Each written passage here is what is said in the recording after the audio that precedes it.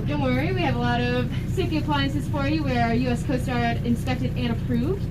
We have lots of life rings, life slings. We have a raft on top of the boat. We also have a man overboard crane, which is really fun.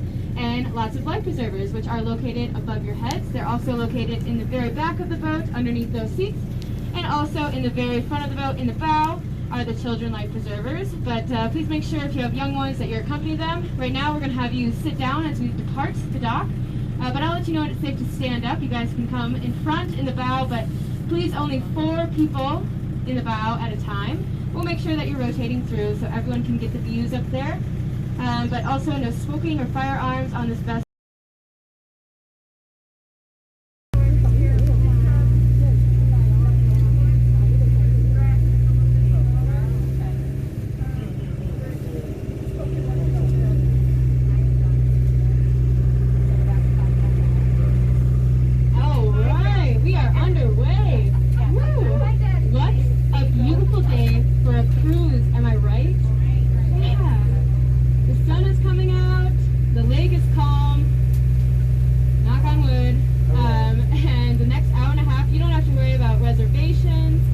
Being somewhere, you are right where you need to be, and it is going to be a lovely ride.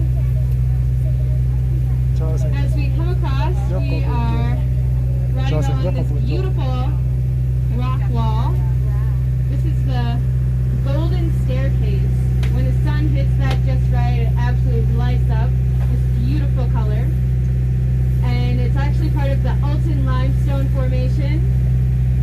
And we'll be talking about it quite a few times on the tour. And if you have any questions, like I said, please ask them. I have a degree in geology, and so I tend to revert back to rocks, but I know a lot more than just about the rocks here in the park, so just ask me. But as we come around the golden staircase, I just want you all to take in the view to the left. The most beautiful view in Glacier. I'm just kidding. It's definitely off the right side. Gotcha.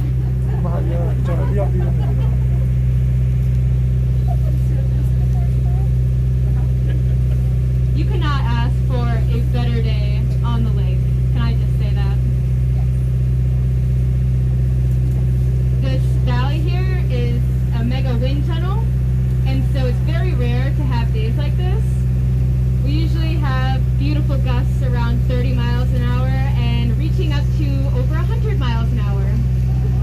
And so we take the boat out no matter what. So I'm really happy for days like this. It's easy going. The other days with the high winds, you know, definitely there's people asking for Dramamine and you're getting rocked a little bit, but not today.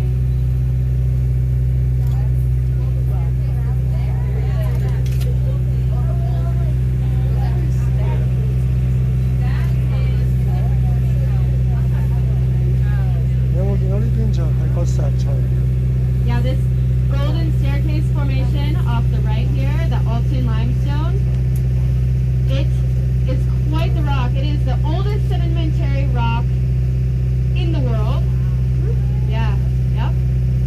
And it has resisted all the forces that this park could throw at it. Wind, water, time, glaciers.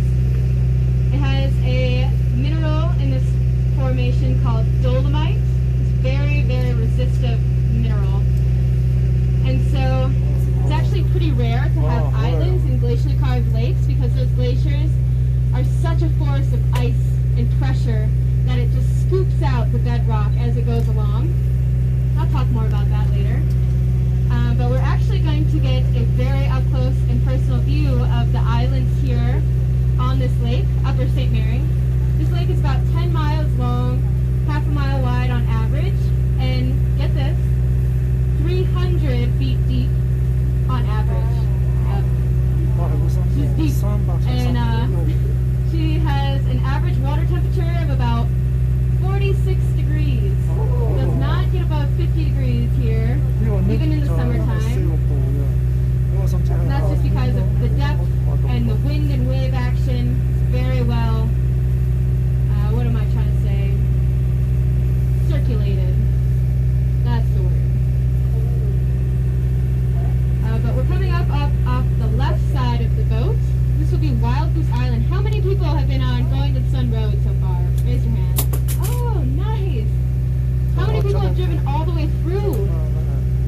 Awesome. Oh my gosh. You guys have been busy today. Well, they just opened it this morning, so if you have not got that chance, I highly recommend it. And if you were going along, you might have seen off to the right we have where the Wild Goose Island overlook is. You can point at all the people stopped there and be like, ha, I'm cooler than you. We are about to get a much more personal, intimate view of this iconic island. One of the most photographed islands, I would dare say, in the world. If anyone has seen The Shining, this is in the opening of The Shining, the opening scene. They're driving on Going to the Sun Road, and then they zoom in on Wild Goose Island. Yeah. The first time I watched that, I was conveniently in the middle of this park, nobody around, in a cabin. I was like scared to death, but at least that's the opening view.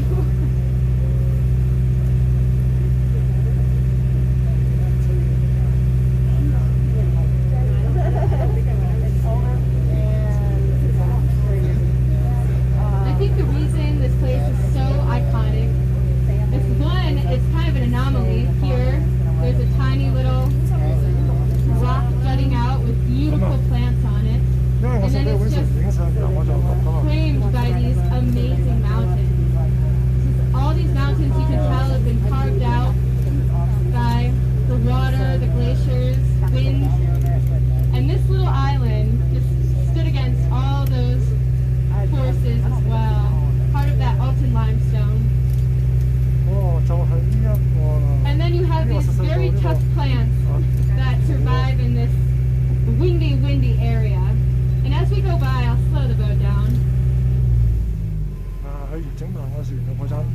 You might notice some of these plants don't look quite normal as the plants on the mainland. They have had to adapt to life out here in St. Mary Lake.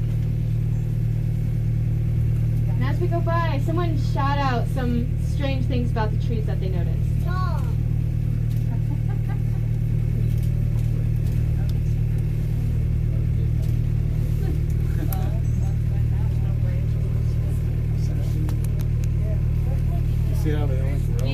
Skinny. They're leaning one way. They're leaning one way. Very good. Very good. Their branches are all on one side. And these are all adaptations that these plants have had to go through in order to make their life out here on Wild Goose Island. And that's because you can tell all the wind kind of hits it from the west side. And so all the branches are growing on the northeast side. This is called flagging. Trees do this in high windy areas. That's just because if it were to rain and freeze, as it commonly does here, and the winds pick up, they would snap those branches right off. And so these trees are like, oh, I'm just going to go without trees on one side of my trunk. And if you look up off to this rounded mountain off the right side here, you see those they're growing in lines, and they look like little shrubs up there, patches of grass. And those are actually pine trees. That's another adaptation that the plants have here, the trees specifically. That is called the Krummholz effect. Very German. But these trees, since they're at higher elevations and they're just getting battered by the wind, they decided that they're not going to grow up vertically, that they're just going to grow out horizontally. And so those trees up there, they're probably around 50, 60 years old, and they're only about 6 inches off the ground.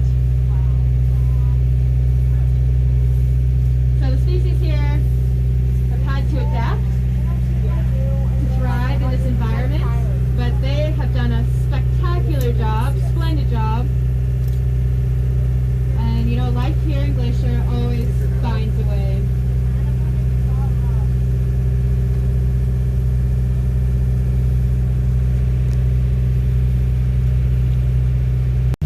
People wanted him to build this road. He was well known for what he could do, especially in secluded locations back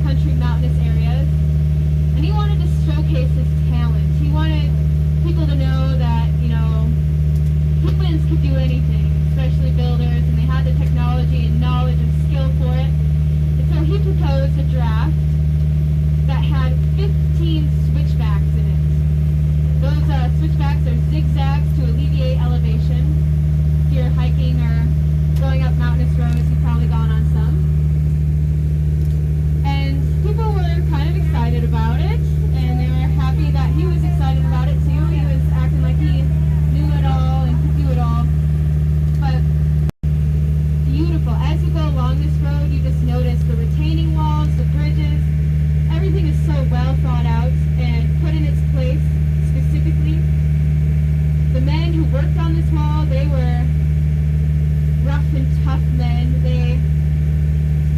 It's actually really interesting. If you see archived photos of them building this road, you'll see them wearing vest coats, suits, and top hats, not construction hats or any type of hard hat.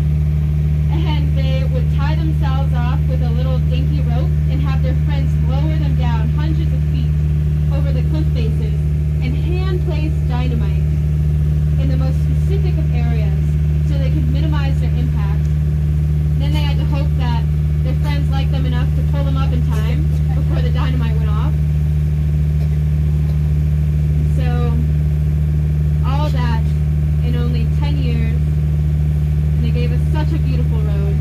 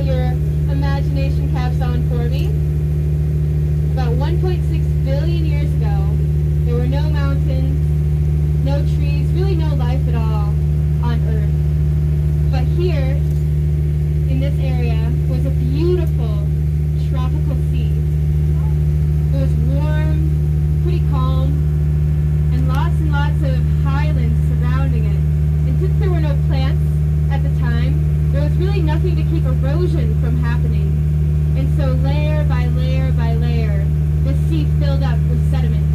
And if you look around at any mountain that you want to look at, you'll probably see these layers in the rocks.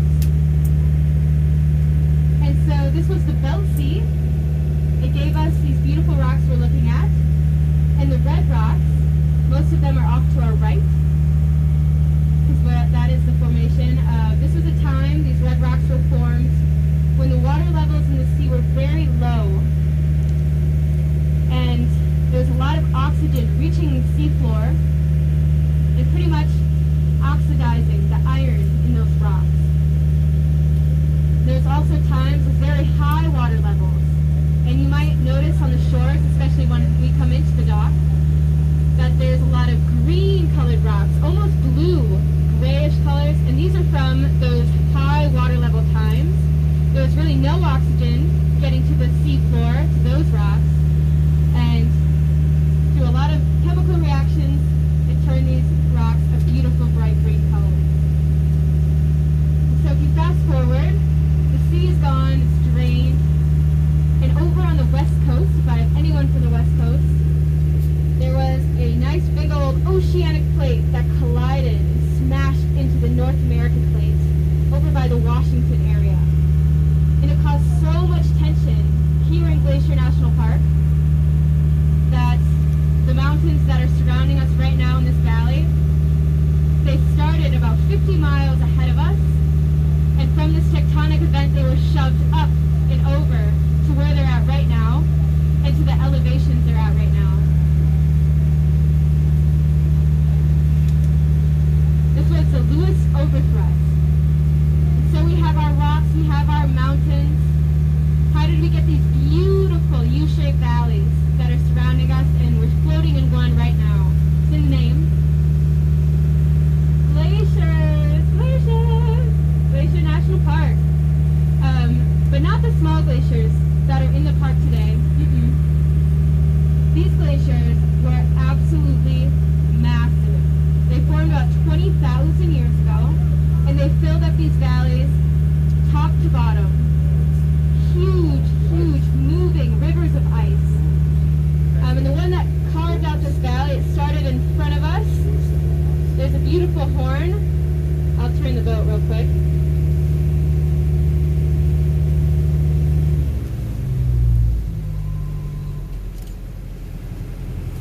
But this teepee-shaped mountain, this is actually a glacial feature. This is called Fusilade Mountain. It's actually a glacial horn. There were multiple glaciers sitting around it, carving it out into that shape. But the glacier that carved out that valley started up on that wall, the snowy wall off to our left. It's called the Garden Wall, also known as the Continental Divide, and made its way from the left all the way down to the right of our boat, making these drastic views, the drops in elevation here, making these beautiful hanging valleys that are surrounding this place, perfect for waterfalls now. So these big old glaciers from 20,000 years ago, they were the sculptors of the park. And so the name of Glacier National Park, a lot of people come here to see glaciers, but it's kind of misleading. The glaciers that are here now, I hate to say it, but they are a little underwhelming. But it should have been named Glaciated National Park.